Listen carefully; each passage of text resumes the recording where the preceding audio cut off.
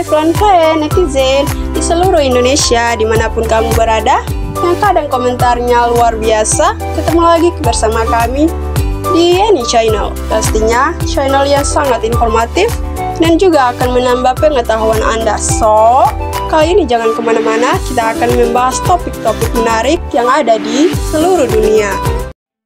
Anies Baswedan dijadwalkan akan diberhentikan dari jabatannya sebagai Gubernur DKI Jakarta pada Minggu 16 Oktober 2022. Anggota DPRD DKI Jakarta akan memulai rapat dengan agenda pemberhentian Anies Baswedan pada Selasa 30 Agustus 2022. Sesuai dengan ketentuan, posisinya akan diisi oleh seorang penjabat gubernur yang ditunjuk oleh Presiden Jokowi sampai dengan dilantiknya Gubernur DKI Jakarta yang baru. Hasil pilkada serentak pada 2024. Berikut ini kita akan membahas tentang permasalahan yang ditinggalkan Anies Baswedan ketika dilengsarkan dari posisinya, versi Yeni Fakta. So, jangan kemana-mana, tetap stay tune di channel Yeni Fakta. Karena bersama Yeni Fakta, kita akan mendapatkan informasi dan pengetahuan dari seluruh dunia. Yang pertama, hunian warga DKI. Pengamat tata kota dari Universitas Trisakti, Yayat Supriyatna, di sisi lain menyoroti masalah penyediaan hunian bagi warga Jakarta pada era Anies lewat program DP No Rupiah. Program DP No Rupiah menurut Yayat sejauh ini belum efektif menghadirkan hunian yang terjangkau bagi warga Jakarta.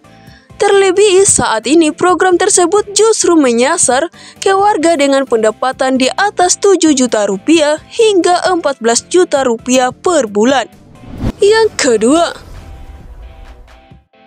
permasalahan kemacetan. Direktorat Lalu Lintas Polda Metro Jaya telah memetakan sejumlah jalan yang menjadi titik kemacetan menjelang jam masuk kerja. Kemacetan yang sampai memberikan dampak kerugian ekonomi ini menyebabkan jam masuk kerja diusulkan diatur atau tidak bersamaan. Hal itu tidak dapat meminimalisir permasalahan yang ada, dikarenakan jumlah dari kendaraan yang digunakan sangatlah banyak. Yang ketiga, buruknya kualitas udara Jakarta. Relawan dan konsultan kesehatan Yayasan Alam Sehat Lestari atau ASRI, Alfi Muldani mencatat kualitas udara Jakarta cukup buruk pada Kamis 7 Oktober 2021. Nilai rata-rata konsentrasi particulate matter PM2,5 di udara mencapai rata-rata 26,9 uk per meter kubik atau lebih dari 5 kali lebih buruk daripada ambang batas terbaru yang ditetapkan Organisasi Kesehatan Dunia atau WHO. Yang keempat, sulitnya akses air bersih di Jakarta akibat swastanisasi air. Gubernur DKI Jakarta Anies Baswedan didesak untuk menghentikan praktik swastanisasi air bersih di DKI Jakarta yang sudah berlangsung sejak 1997. Desakan tersebut tertulis dalam surat peringatan SP1 yang disampaikan oleh Koalisi Perjuangan Warga Jakarta atau KOPAJA yang meminta Anies memenuhi tuntutan tersebut sebelum masa jabatannya berakhir pada Oktober 2022 nanti. Mereka juga meminta Anies untuk selanjutnya menjamin tidak ada upaya swastanisasi air di Jakarta. Yang kelima, penanganan banjir belum mengakar pada beberapa penyebab banjir. Pengacara publik Lembaga Bantuan Hukum atau LBH Jakarta, Charlie Al-Bajili dan rekannya menyerahkan rapot merah 4 tahun kepemimpinan Gubernur DKI Jakarta Anies Rashid Baswedan kepada asisten pemerintah DKI Jakarta, Sigit Wijatmoko. Dalam penyerahan rapor tersebut, LBH mengkritik 10 poin capaian negatif Anies. Salah satunya menyoal banjir di DKI. Charles menjelaskan ada beberapa penyebab banjir dan tipe banjir di DKI. Mulai dari banjir hujan lokal, banjir kiriman hulu, banjir rob, banjir akibat gagal infrastruktur, hingga banjir kombinasi. Namun demikian, pihaknya mengkritik solusi penanganan yang selalu sama.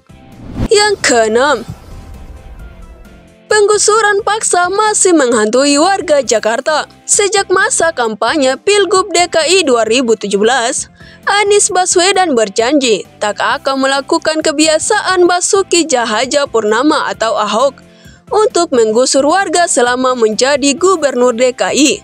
Ternyata janji tersebut hanya tinggal janji. Lembaga Bantuan Hukum LBH mencatat Anies ternyata melakukan penggusuran pemukiman warga selama menjabat. Hal ini tertuang dalam dokumen rapot merah 4 tahun Anies memimpin DKI. Penggusuran pun terus berlanjut. LBH mencatat kasus penggusuran paksa dalam kepemimpinan Anies masih saja terjadi. Demo pun kembali terjadi dan tak terbendung akibat keputusan dari Anies Baswedan. Karena masyarakat menganggap bahwa Anies Baswedan tidak menepati janjinya. Demikianlah ulasan pembahasan tentang permasalahan yang ditinggalkan Anies Baswedan ketika dilengsarkan dari posisinya versi Yeni Fakta. Semoga ulasan kali ini memberi informasi dan pengetahuan tambahan untuk kita semakin lebih baik. Jangan lupa untuk subscribe, like, comment, and share, dan nonton terus channel Yeni Fakta. Karena bersama Yeni Fakta, kita akan mendapatkan informasi dan pengetahuan dari seluruh dunia.